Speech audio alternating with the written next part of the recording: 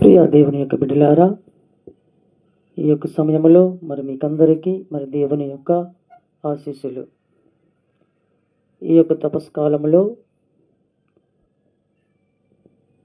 మరి ధ్యానించుకున్నటువంటి అంశము కన్నీటి ప్రార్థన. మొదటిగా కన్నీటి ప్రార్థన గురించి ఆత్మ పరిశీలన మరి చేసుకుందాం. ప్రార్థన అంటే ఏమిటి? పసి బిడ్డ తల్లి పాల కోసము వెతుకుతూ తల్లితో తన బంధాన్ని పెంచుకున్నట్లు దేవునితో మానవుడు మనసుతో పెంచుకునే బంధమే ప్రార్థన. ప్రార్థన అంటే దేవునితో మనసు విప్పి మాట్లాడుకోవటం, సంభాషించటం, మానవులో ఉన్న హృదయము ఆధ్యాత్మికముగా ఊపిరి పోసుకోవటమే ప్రార్థన. ప్రార్థన ద్వారా మనము ఎటువంటి లాభాలు పొందుతామంటే, బలహీనతలో బద్దలైనటువంటి మన బ్రతుకులు మరి బలపడుతాయండి. వాడిపోయినటువంటి మన యొక్క జీవితాలు, ఆశయాలు మరలా మరి చిగురిస్తాయి. మరి చచ్చి పడిపోయినటువంటి మన యొక్క శరీరంలో నరాలన్నీ కూడా జీవముతో పుంజుకుంటాయి, లేపబడతాయి. మన యొక్క శాపాలు సంతోషముగాను, మన యొక్క వేదనలు దీవెనగాను మార్చబడతాయి, మారుతాయి. కీర్తనల గ్రంథము 103వ అధ్యాయము పరిశుద్ధ వచనము మరి 3లో చూసుకున్నట్లయితే, ఆయన నీ పాపములు నెల్ల మన్నించును, నీ వ్యాధులు నెల్ల కుదుర్చును. నా ప్రియ దేవుని యొక్క బిడ్డలారా, అందుకే పునీత అగస్టిని గారు అంటున్నారు, మనిషి శరీరానికి ఆహారము ఎంత అవసరమో హృదయానికి కూడా ప్రార్థన అంతే అవసరము. అలాగనే పునీత మదర్ తెరేసమ్మ గారు అంటున్నారు, ప్రార్థన లేని జీవితము కోల్పోయిన మృతము కలే భారముతో సమానము. మనిషి ఆరోగ్యముగా బ్రతకడానికి గాలిలో ఆక్సిజన్ ఎంత అవసరమో ఆత్మ జీవించడానికి ప్రార్థన అంతే అవసరము. చేప నీటిలో ఉన్నంత కాలము చక్కగా బ్రతుకుతుందండి. అది బయటకు వస్తే క్షణాల్లోనే మరి చనిపోతూ ఉంది. అది ఎంతైనా నీటిలోనే ఉన్నంతసేపే దాని యొక్క ప్రాణము ఉంటుంది, బయటికి రాగానే క్షణాల్లోనే మరణిస్తుంది. అలాగే మన యొక్క ఆత్మలు కూడా ప్రార్థన లేకపోతే క్షణాల్లోనే మరణిస్తూ ఉంటాయి. ప్రార్థన లేకపోతే క్షణాల్లోనే నాశనం అవుతూ ఉంటాయి. దీపము వెలగాలంటే నూనె అయిపోయినప్పుడల్లా పోస్తూనే ఉంటే ఆ దీపము వెలుగుతూ ఉంది.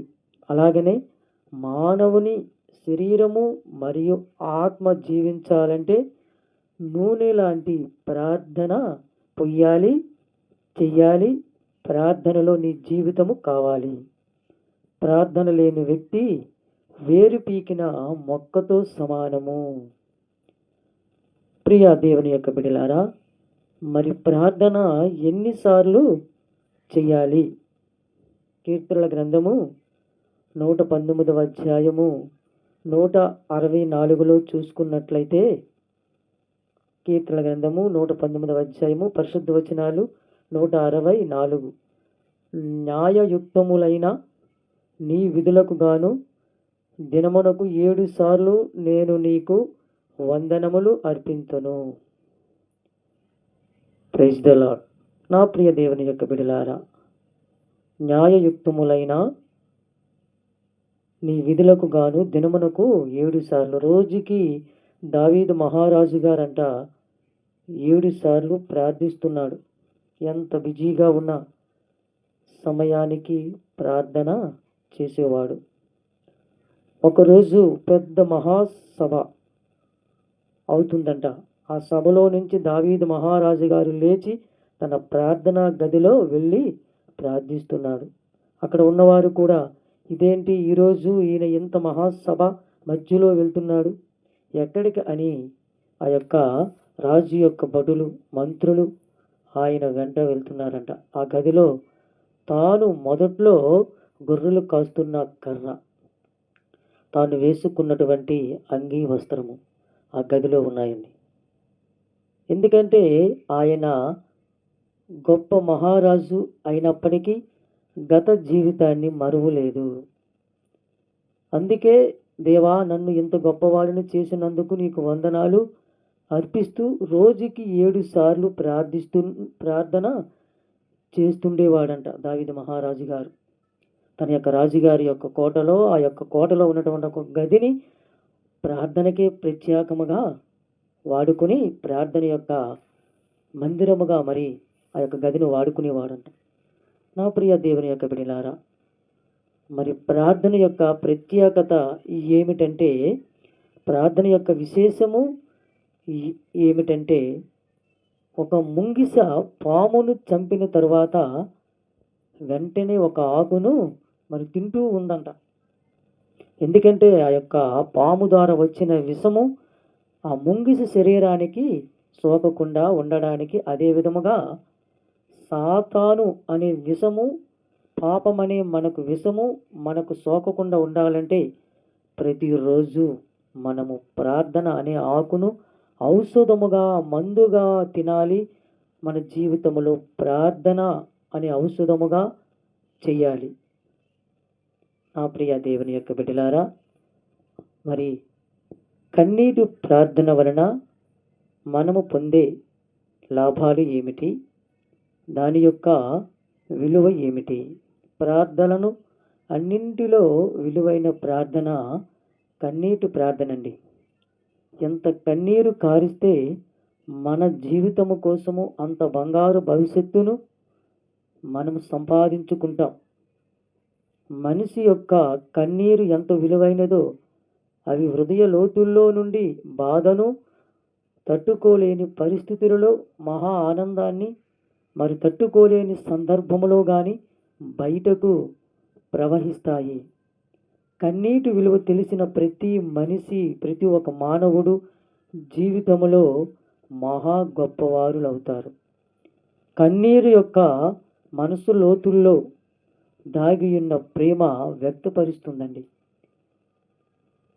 మరి ప్రియ దేవుని బిడ్డలారా, ఇక్కడ ఒక విషయాన్ని మరి ఆత్మ పరిశీలన చేద్దాం. ఈ లోకములో అన్నీ కూడా మరి కల్మసమైనవే, మరి కలుషితమైనవే, మరి కల్తీ మరి చేయబడినవే. కానీ మరి కల్మసము లేనిది, మరి కల్తీ చేయనిది ఒకే ఒక్కటి మాత్రమే, అదే కన్నీరు మాత్రమే.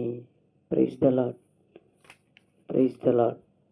నా ప్రియ దేవుని యొక్క బిడ్డలారా, మరి మత్తయి సువార్త 26వ అధ్యాయము 37వ వచనములో మరి మనము చూసుకున్నట్లయితే, పేతురు జెబెదయి కుమారులు ఇద్దరును తనతో పాటు తీసుకుని పోయెను. అప్పుడాయన చింతకాంతుడై ఆవేదన పడవసాగెను. నా ప్రియ దేవుని యొక్క బిడ్డలారా, స్వయముగా గెత్సేమనే తోటలో ఆవేదనతో కన్నీటి ప్రార్థన చేశారు యేసుక్రీస్తు వారు. వాక్యము మరి మనకు ఈనాడు సెలవిస్తూ ఉంది. నా ప్రియ దేవుని యొక్క బిడ్డలారా, పేతురు జెబెదయి కుమారులిద్దరూ తనతో పాటు మరి వెంట తీసుకుని పోయి అతను ఆవేదనతో ఉండి ఆయన గెత్సేమనే తోటలో కన్నీటి ప్రార్థన చేస్తున్నాడని నా ప్రియ దేవుని యొక్క బిడ్డలారా, అలాగనే లూకా సువార్త 18వ అధ్యాయము పరిశుద్ధ వచనాలు 13లో మరి చూసినట్లయితే, కానీ సుంకరి దూరముగా నిలువబడి కన్నులనైనను పైకెత్తుటకు సాహసింపగా రొమ్ము బాదుకొనుచు, ఓ దేవా, ఈ పాపాత్ములని కనికరించుము అని కన్నీటితో ఏడుస్తూ ప్రార్థించాడు. అదే కన్నీటి ప్రార్థన. నా ప్రియ దేవుని యొక్క బిడ్డలారా, మొదటిగా లోక రక్షకుడు, మహా గొప్ప రాజులకు రాజు, ఆయనే ఆవేదనతో గెత్సేమనే తోటలో ప్రార్థన చేశాడండి. అలాగనే సుంకరి తన పాపములకు ప్రాయశ్చిత్తముగా తన యొక్క రొమ్ములు బాదుకొనుచు, దేవా, నేను పాపాత్ముడును, నన్ను కనికరించమని ఏడుస్తూ కన్నీటి ప్రార్థన చేశాడు. అందుకే సుంకరి ప్రార్థన దేవుడు ఆలకించాడు, హెచ్చింపబడ్డాడు. నా ప్రియ దేవుని యొక్క బిడ్డలారా, కన్నీరు కార్చటం వలన, కన్నీరు ప్రార్థించటం వలన కలిగినటువంటి ప్రయోజనాలు ఏమిటి అంటే, కన్నీటి ప్రార్థన వలన పరిశుద్ధ గ్రంథములో చాలామంది దైవ భక్తులు దేవుడు వారు చేసినటువంటి కన్నీటి ప్రార్థన ఆలకించాడు. వారి యొక్క జబ్బు నుండి, వారి యొక్క సంతానము లేకపోయిన సంతానము నుండి, వారి యొక్క పాపము నుండి, వారి యొక్క కష్టాల నుండి, వారి యొక్క అవమానము నుండి, అపనింద నుండి రక్షింపబడ్డారు, రక్షణ పొందుకున్నారు. ప్రమాదాలలో, కష్టాలలో, బాధలలో, అవమానాలలో కన్నీటి ప్రార్థన వలన ఎదుర్కొన్నారండి. దేవుడు వారి యొక్క మొరను కన్నీటి ప్రార్థన ద్వారా చేస్తేనే ఆలకించారు. ప్రియ దేవుని బిడ్డలారా, ఈ యొక్క గొప్ప ప్రార్థన ఏమిటంటే, కన్నీటి ప్రార్థన వలనే మనము కూడా గొప్పవారుగా దేవుని దృష్టిలో అవ్వాలంటే మనము కన్నీటి ప్రార్థన చేయగలిగే మనస్తత్వాలు ఉండాలి. యెషయా గ్రంథము 38వ అధ్యాయము పరిశుద్ధ వచనాలు 1 నుండి 5 వరకు చూసుకున్నట్లయితే, జబ్బు నుండి నయమగుట. హిజ్కియా జబ్బు నుండి, ప్రాణాపాయ స్థితిలో నుండి ఆయన స్వస్థత పొందుకున్నాడండి. ఆయన కన్నీటి ప్రార్థన చేశాడు. దేవా, నేను నిన్ను చిత్తశుద్ధితో నీ చిత్తము చొప్పున నేను నడుచుకుంటుని అని ఏడుస్తూ కన్నీటి ప్రార్థన ద్వారా తన యొక్క కన్నీటితో విలపిస్తూ ఉన్నాడు. కానీ దేవుడు హిజ్కియా చేసినటువంటి కన్నీటి ప్రార్థనను ఆలకించి ఆయన మరణ సమయములో కూడా, ప్రాణాపాయ స్థితిలో నుండి ఆయనకు మరణ సమయములో కూడా ఆయన చేసినటువంటి కన్నీటి ప్రార్థన ద్వారా దేవుడు తనకున్నటువంటి జబ్బు నుండి విముక్తి పొంది 15 సంవత్సరాలు ఆయుష్ను పెంచాడండి దేవుడు.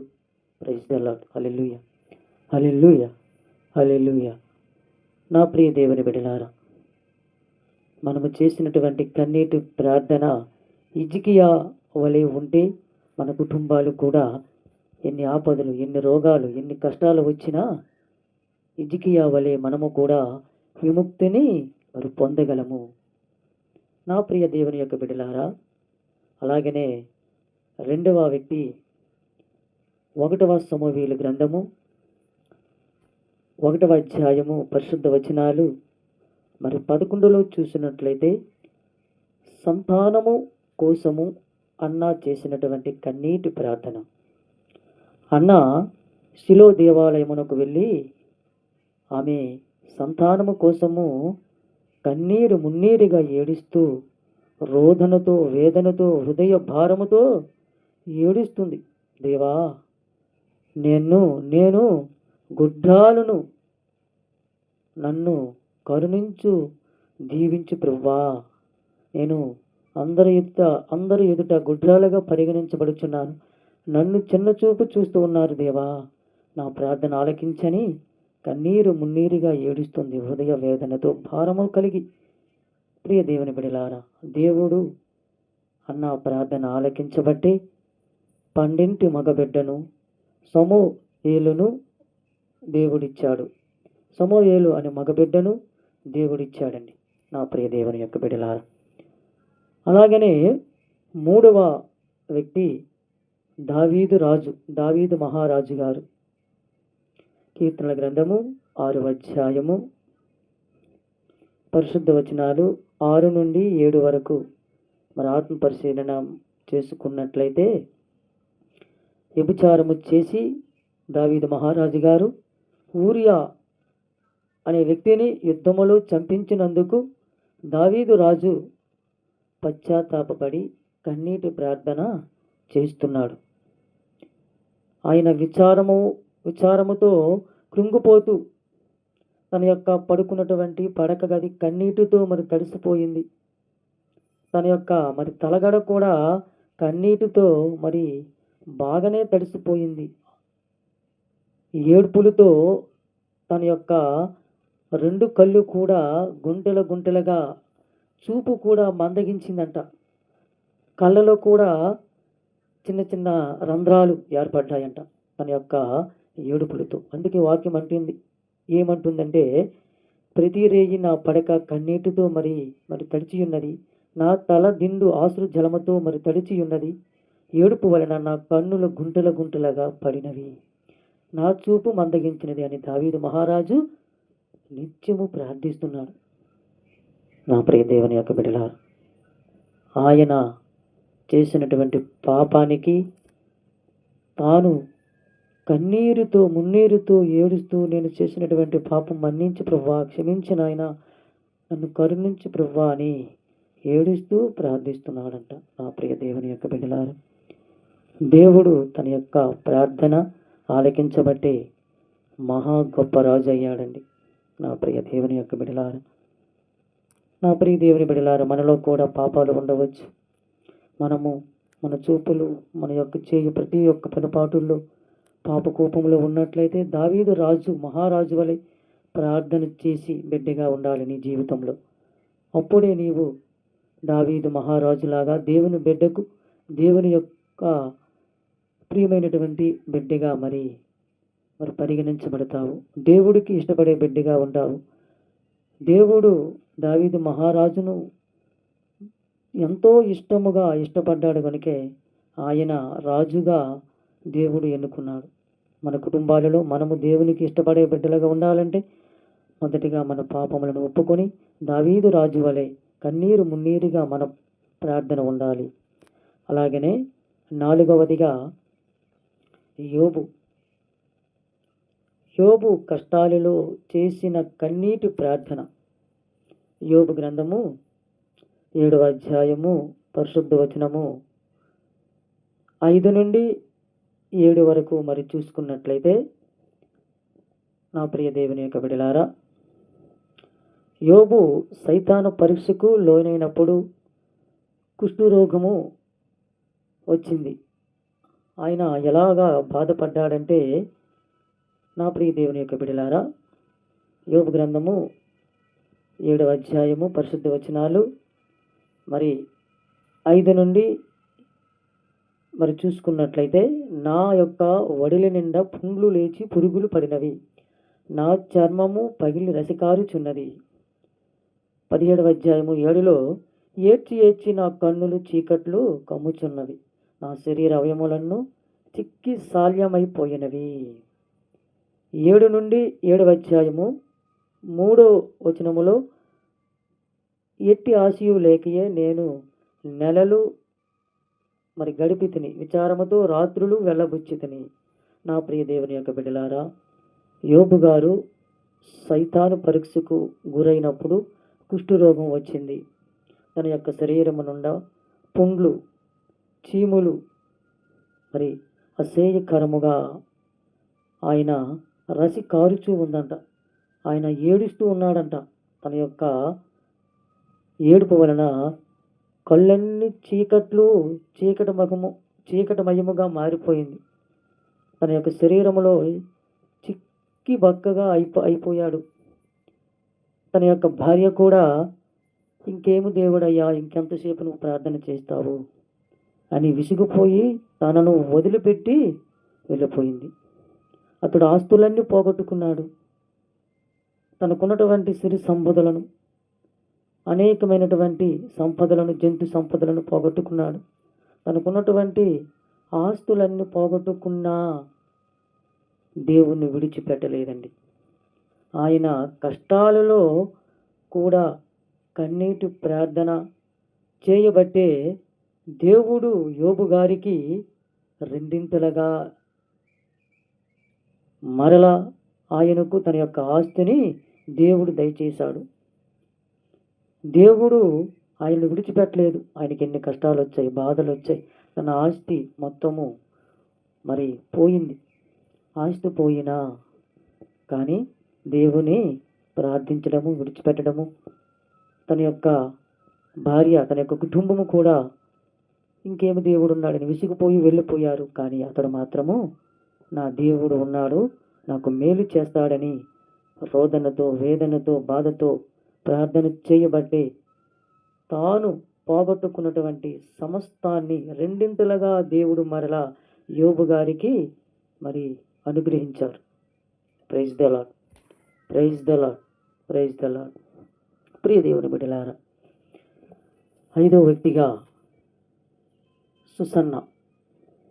సుసన్న కన్నీటి ప్రార్థన ద్వారా సుసన్న మీద వ్యభిచారపు నింద మోపి ఆమెను చంపడానికి మరి తీసుకెళ్ళినప్పుడు ఆమె కన్నీటితో ఏమని ప్రార్థిస్తుందంటే, దానియేలు గ్రంథము 13వ అధ్యాయము మరి పరిశుద్ధ వచనాలు 42, 44లో చూసుకున్నట్లయితే ఆమె గట్టిగా గొంతెత్తి బిగ్గరగా ఏడుస్తూ, నిత్యుడవైన దేవా, నీకు రహస్యములల్లా మరి తెలియను, నీవు ప్రతి కార్యమును జరగకముందే మరి తెలుసుకుందువు.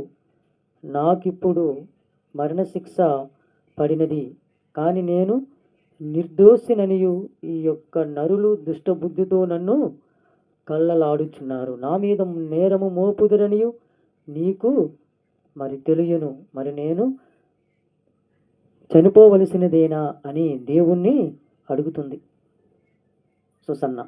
నా ప్రియ దేవుని యొక్క బిడ్డలారా, 44వ వచనములో మరి ఆత్మ పరిశీలన మరి చేసుకున్నట్లయితే ప్రభువు ఆమె మొరను ఆలించాడు. ఆమె చేస్తున్న ప్రార్థనను ఆలకించాడు. ఆమె ఆకాశము వైపు చూస్తూ ప్రార్థన చేస్తుందంట. ప్రియ దేవుని యొక్క బిడ్డలారా, ఆమె ఆకాశము వైపు దేవుణ్ణి నమ్మి ఏడుస్తూ కన్నీటి ప్రార్థన చేస్తుందంట. ప్రభువు ఆమె మొరను ఆలించాడు. జనులందరూ ఆమెను వధించుటకు కొనుపోవుచుండగా దేవుడు దానియేలు అని ఒక యువకుని ప్రేరేపించి మాట్లాడించాడు. అతడు ఈమె మరణమునకు నాకు సమ్మతము కాదని అతడు గట్టిగా అరిచాడండి. దానియేలు గారు వచ్చి వెంటనే ఈమె మరణమునకు సమ్మతము కాదు అని గట్టిగా అరిచాడు. అందుకే ప్రార్థన అన్నింటిలో కన్నీటి ప్రార్థన చాలా విలువైనది. సుసన్న ఆ కన్నీటి ప్రార్థన వలనే ఆమె వ్యభిచార నింద నుండి బయటపడింది. ఆమె అవమానము నుండి బయటపడింది, అపనింద నుండి మరి బయటపడిందండి. దేవుని యొక్క నమ్ముకుని దేవుని యొక్క కృపలో ఆమె చాలా అందగత్తె. సుసన్న చాలా సౌందర్యవతి. ఆమె చాలా విశ్వాసపరురాలు, దైవ భక్తురాలు గనుకే దేవుడు ఆమె మొరను ఆలకించాడు. గనుకే వెంటనే దానియేలు అనే ఒక యువకుణ్ణి ప్రేరేపించి దేవుడే ఆమె మరణాన్ని ఆపగలిగాడు. దానియేలు అనే ఒక యువకుని ప్రేరణ వలన. Praise the lord, praise the lord, praise the Lord. నా ప్రియ దేవుని యొక్క బిడ్డలారా, అయితే దేవుడు ఎవరు ప్రార్థన ఆలకిస్తాడు? శీరపుత్రుడైనటువంటి యేసు జ్ఞాన గ్రంథము 35వ అధ్యాయము పరిశుద్ధ వచనము 16లో చూసుకున్నట్లయితే, హృదయపూర్వకముగా తనను సేవించు వానిని ప్రభువు అంగీకరించెను, అతని ప్రార్థనలు ఆకాశమునకు ఎక్కిపోవును. యేసువా వందనం, యేసువా స్తోత్రం, తండ్రికి వందనం. నా ప్రియ దేవుని యొక్క బిడ్డలారా, ఈ యొక్క పరిశుద్ధ గ్రంథములో ఈ యొక్క 5 వ్యక్తులు హృదయపూర్వకముగా ప్రార్థన చేశారు గనుకే దేవుడు వారి యొక్క మొర ఆలకించాడు. వారు చేసినటువంటి ప్రార్థన అంగీకరించాడు. ఆ ప్రార్థన ఎక్కడికి వెళ్ళింది? ఆకాశమునకు ఎక్కిపోయింది. నా ప్రియ దేవుని యొక్క బిడ్డలారా, మనము చేసినటువంటి కన్నీటి ప్రార్థన కూడా హృదయపూర్వకముగా ఉండాలి. తన్ను సేవించు వారిగా విశ్వాసముగా ఉండాలి. అప్పుడే దేవుడు మన ప్రార్థనను ఆలకిస్తాడు. ఈ యొక్క మరి తపస్కాలములో మన ప్రార్థనలు కూడా దేవునికి కన్నీరు మున్నీరుగా ఉండాలి. దేవుని యొక్క ఆశీర్వాదాలు, ఆశీస్సులు మనము చేసినటువంటి ప్రార్థనకు ప్రతిఫలముగా ఉండాలి. నీవు చేస్తున్న ప్రార్థన దేవునికి అంగీకారముగా ఉండాలి. అప్పుడే దేవుడు నువ్వు చేసినటువంటి ప్రార్థనను ఆలకిస్తాడు, ఇష్టపడతాడు. పితా, పుత్ర, పరిశుద్ధాత్మ నామమున ఆమేన్.